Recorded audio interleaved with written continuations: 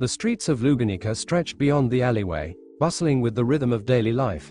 Merchants called out their wares, soldiers patrolled with measured steps, and the distant murmur of city life continued uninterrupted. Yet here, just outside the alley, an invisible boundary had been drawn, between those who watched and those who fought, between the mundane and the extraordinary. A crowd began to gather, drawn by the rare sight unfolding before them, something seldom seen on most bases. Some paused, their curiosity piqued, while others merely cast a glance before continuing with their duties, uninterested in the affairs of strangers. Among them, demi-humans moved through the scene without a second thought, unfazed by the commotion. Yet, for the onlookers who remained, their gazes were fixed on the unusual confrontation before them. A spirit mage locked in battle with her own spirit. Shards of ice hurtled through the air, colliding against an ice wall with brutal force. Each impact sent tremors through the frozen barrier, the cracks splintering outward like veins of frost creeping across a window pane. The sound was deafening, reminiscent of boulders slamming into a mountainside. Except here, the barrier was crystal clear, catching the light in jagged reflections. From the wall's shimmering surface, a blurred figure floated, Puck, his form flickering like a mirage in the cold air. "Stop, Puck. Stop blocking the way." Amelia's voice was thick with frustration. Her amethyst eyes burned with urgency as she stared at the spirit, desperate and impatient. Puck's sudden interference had trapped her, sealing off the path to something crucial, her insignia. Puck hovered in the air, his small feline body suspended as if weightless, fur rippling with the shifting breeze. His tiny paws pressed against the icy wall, reinforcing it with a steady flow of mana. The frost thickened at his touch, the wall crystallizing further as shimmering snowflakes drifted down, clinging to the cold surface like frozen embers. Beyond the barrier, the streets of Luganica still bustled, but here, in this moment, the world felt silent, an eerie contrast to the violence that lurked just out of sight. "Amelia, stop it now. This is for your own safety." Puck's voice, usually playful and warm, was strained, reluctant, almost pleading. His golden eyes held a quiet sorrow, flickering with an understanding he wished he could shield her from. He knew his words alone wouldn't be enough. He knew the weight of what lay beyond the ice. If Amelia saw it, if she bore witness to that brutality, she might never recover. Her hands balled into fists, trembling with frustration. "Why? What happened?" she demanded, her voice sharp, yet laced with uncertainty. She knew Puck wouldn't act like this without reason. His protectiveness wasn't born of paranoia. If he was barring her path, it meant something terrible had happened, something she wasn't meant to see. "You don't have to see, Amelia," Puck murmured.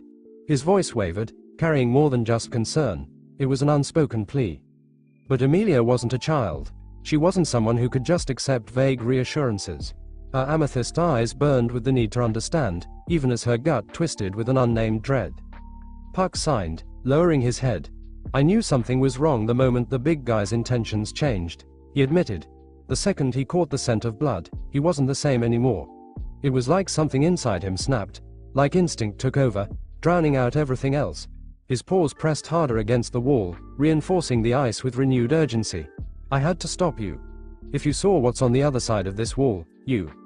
His tail curled around his small body, a rare gesture of unease. "You'd never forget it, no matter how much you wanted to." Amelia swallowed. The weight of his words, the way he refused to describe what he had seen, it sent a shiver down her spine. "Puck," she whispered, stepping closer, pressing her hands against the cold surface of the wall.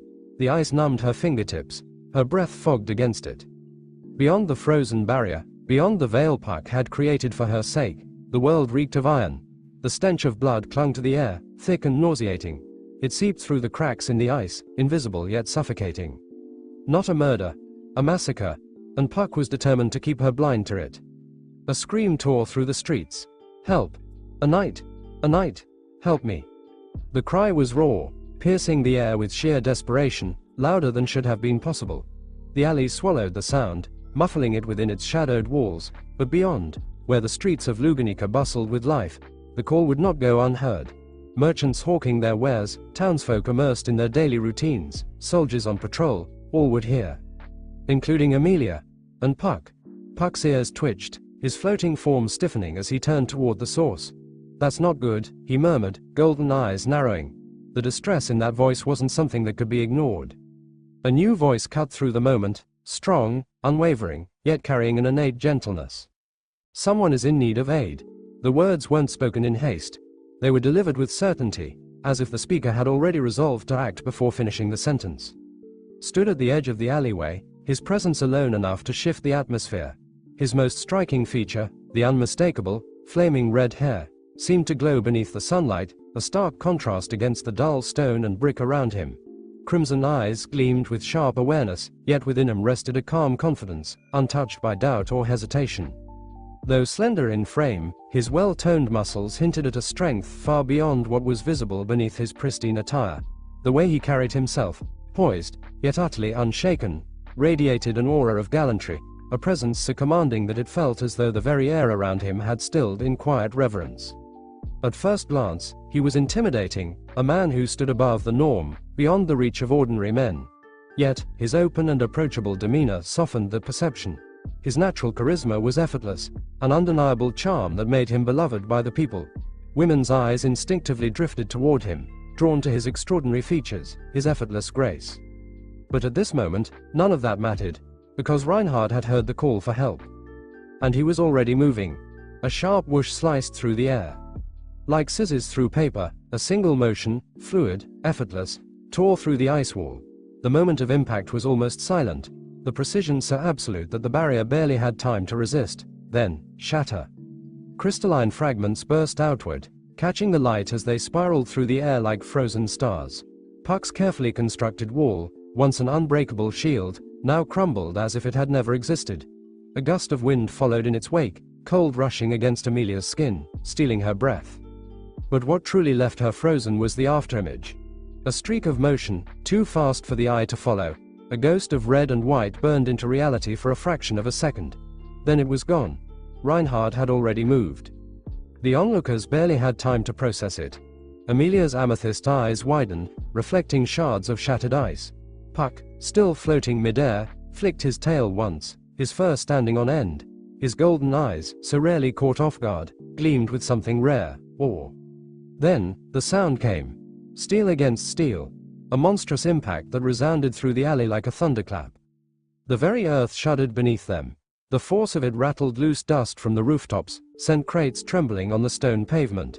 The sheer weight of the clash was something beyond ordinary men, something belonging to legends.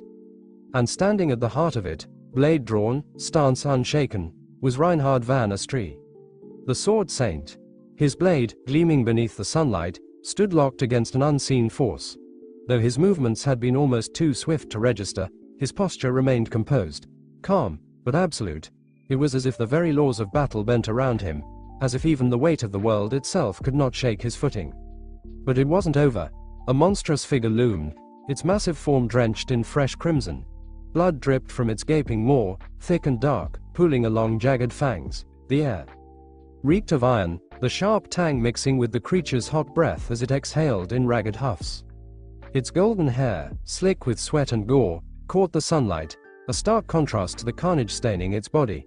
The glow created an almost ethereal radiance, a cruel mockery of beauty wrapped around something so utterly savage. Then, it moved. Right. Left. Despite its towering size, its footwork was precise, a seasoned warrior's rhythm. It wasn't just a mindless brute. Its movements spoke of experience, of countless battles fought and won. And in its grip, a dark, gleaming longsword. The blade flickered under the light, its edge razor-thin, death wrapped in steel. Reinhard didn't hesitate. The moment the creature stepped in, he slipped beneath its guard, smooth as flowing water. A blur of motion. His hands shifted, and with a sharp snap, he drove the hilt of the dragon's sword Reinhard into the beast's face. Crack. A sickening impact. The giant reeled, momentarily stunned, its monstrous body swaying. But Reinhard wasn't done. In a single, fluid motion, he swept its legs out from under it. The world seemed to slow. The creature's massive frame tilted, gravity seizing it, and then, boom! It crashed to the ground, the earth itself trembling beneath the weight. Stone cracked, dust burst into the air, and the alleyway echoed with the impact. But the giant was relentless. A blur, a gleam of steel. It slashed out wildly, its dark blade singing through the air toward Reinhard's back. But the Sword Saint was already moving. A flawless sidestep. The blade missed, grazing nothing but wind. And before the giant could recover, Reinhard struck. A devastating kick. His boot connected with raw, unyielding force, sending the creature hurtling backward. The sheer power of the strike sent the beast slamming into the wall behind it. Crash! The stone splintered, cracked, deep fissures spider-webbing outward. Dust and debris rained down as the giant's body became embedded into the dented wall. But Reinhard wasn't one to take chances. He closed the distance in an instant and delivered another brutal strike, slamming his hilt into the giant's skull once more, just to make sure.